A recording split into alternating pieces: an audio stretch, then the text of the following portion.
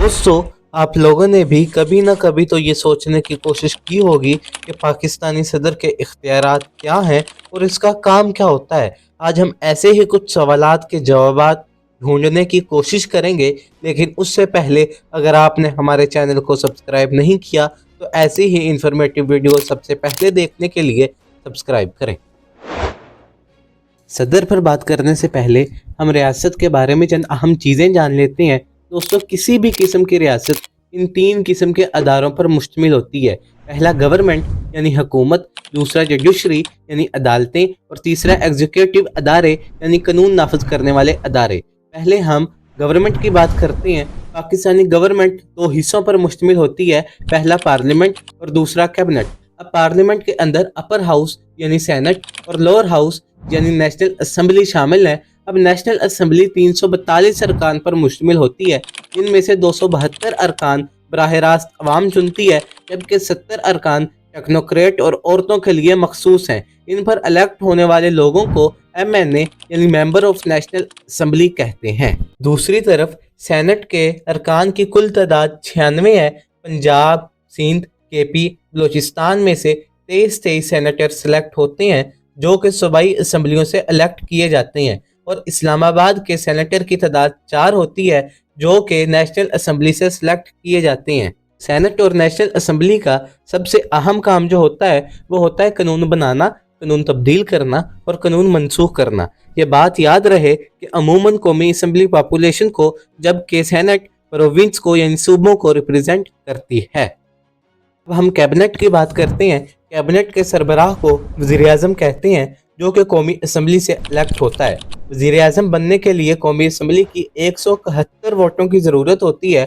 अब वज़ीर-ए-आज़म अपनी एक टीम बनाता है जिसको कैबिनेट कहते हैं, जो कि कौमी असम्बली से मंजूर होना ज़रूरी है। अब इस कैबिनेट और वज़ीर-ए-आज़म का किरदार काम ये होता है कि मुल्क के खारजी और दिफाई अमूर पर नज़र रखें, अवाम की बेहतरी के लिए काम करें और मुल्क को किसी भी नुकसान से बचाएं।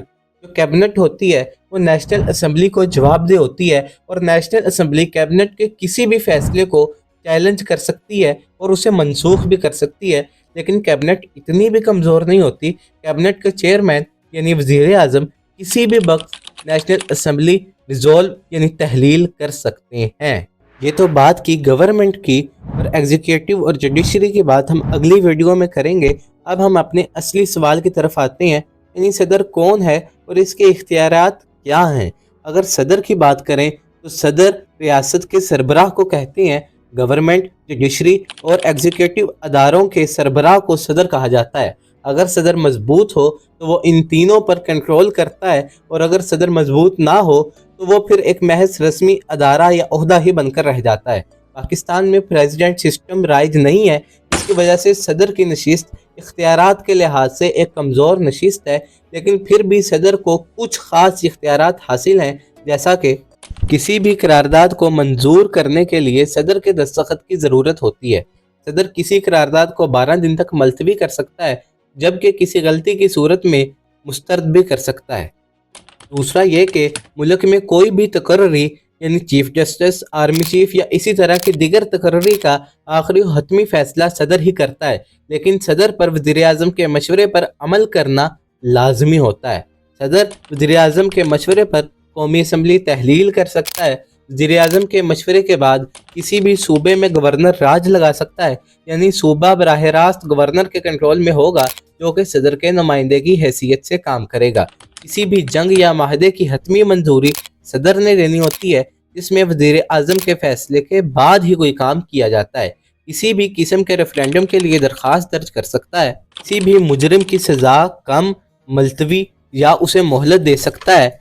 सदर पर उस वक्त तक जब तक वो ऐवान सदर में रहाइश पजीर है, यानी सदर के ओहदे पर फायज है, किसी भी किस्म का कोई केस नहीं चलाया जा सकता, वो खा फौजी अदालत हो या अवामी अदालत का कोई केस हो। इन फ़ायदों के साथ सदर पर कुछ पाबंदियाँ भी आयद होती हैं, जो कि ये है, सदर बहसीयत सदर किसी और सरकारी ओहदे पर फायज नहीं हो सकता। जिस दिन सदर हलफ उठाएगा उस दिन उसका MNA का ओहदा वापस ले लिया जाएगा। सदर किसी पार्टी को वोट नहीं दे सकता। सदर किसी सियासी पार्टी का कारकुन नहीं हो सकता। اب دوستوں اسی کے ساتھ ہم اپنی ویڈیو کو ختم کرتے ہیں۔ اگر آپ کو ہماری ویڈیو اچھی لگی ہو تو please share, like and subscribe the channel.